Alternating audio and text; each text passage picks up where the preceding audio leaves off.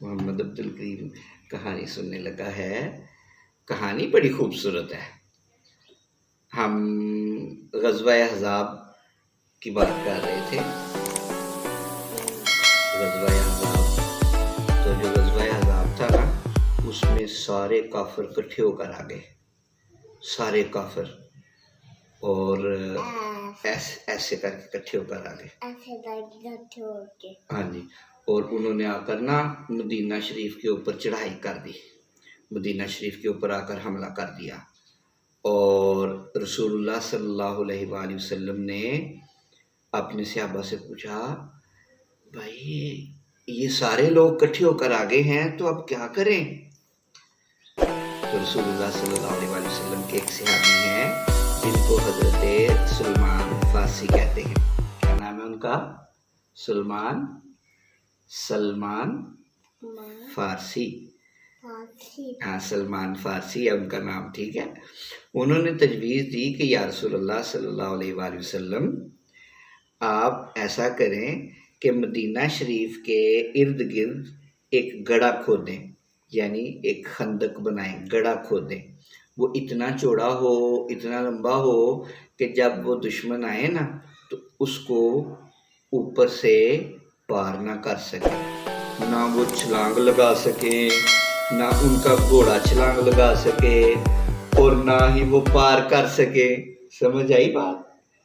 رسول اللہ صلی اللہ علیہ وآلہ وسلم کو یہ بات بڑی ہی پسند آئی، اور آپ نے مدینہ شریف کی اس سمت، جس سمت سے کافروں کے آنے کی توقع تھی، کیونکہ مدینہ شریف کے 3 طرف تو پہاڑ تھے تو وہ ایک طرف خالی تھی، آپ نے اس میں گڑھا کھودنے کا حکم دے دیا۔ رسول اللہ صلی اللہ علیہ وآلہ وسلم نے خود بھی گڑھا کھودنا شروع کیا، خود بھی آپ کھودتے تھے۔ یہ محمد عبد الکریم پہلا غزوہ تھا جس میں نبی پاک پہلا غزوہ تھا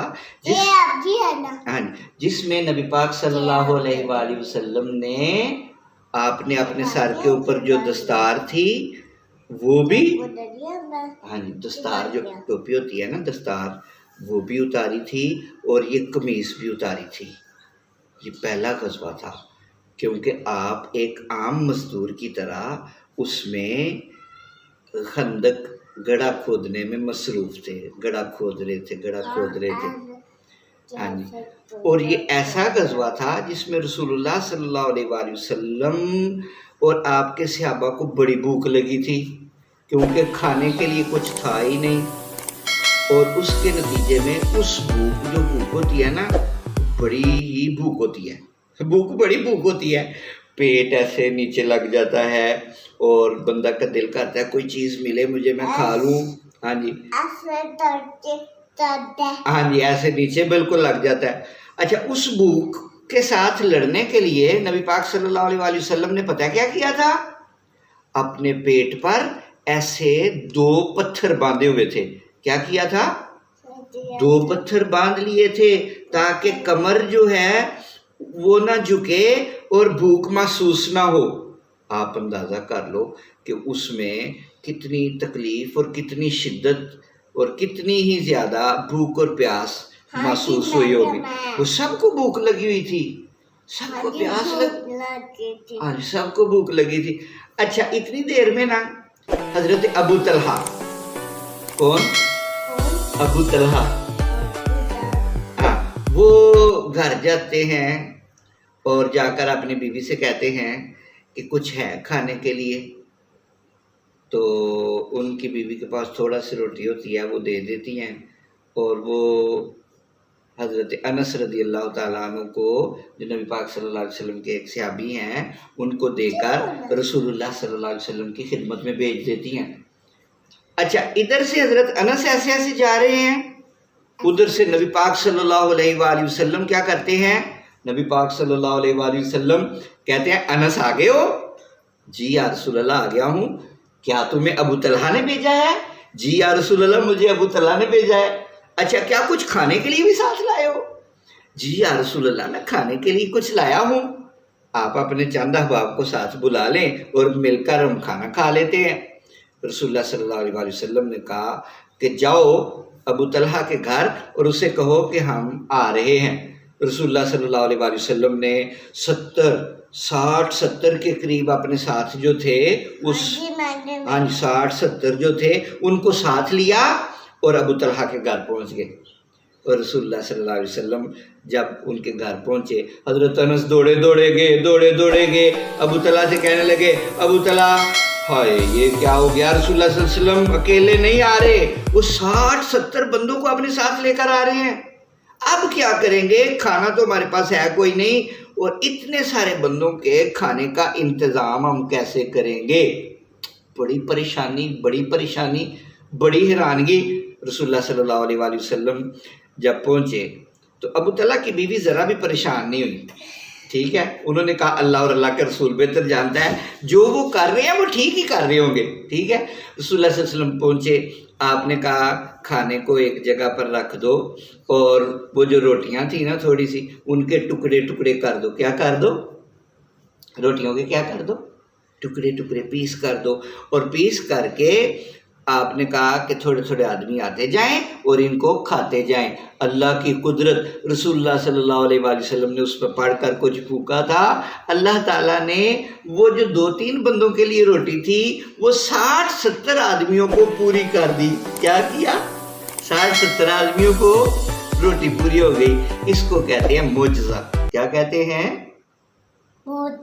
معجزہ۔ شاباش۔ کیا کہتے ہیں؟ بتاؤ اس کو کیا کہتے ہیں؟ معجزہ۔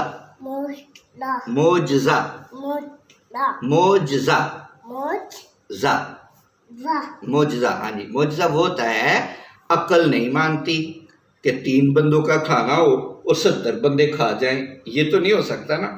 تو جہاں پر عقل ہماری کام کرنا چھوڑ جائے، تو عقل عاجز آ جائے، تو اس کو کیا کہتے ہیں؟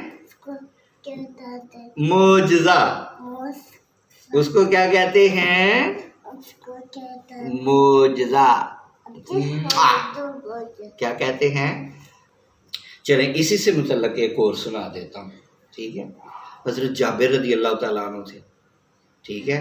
ان کی ایک چھوٹی سی بکری اور کوئی 2-3 سا کے قریب آٹا ہوگا جو کا۔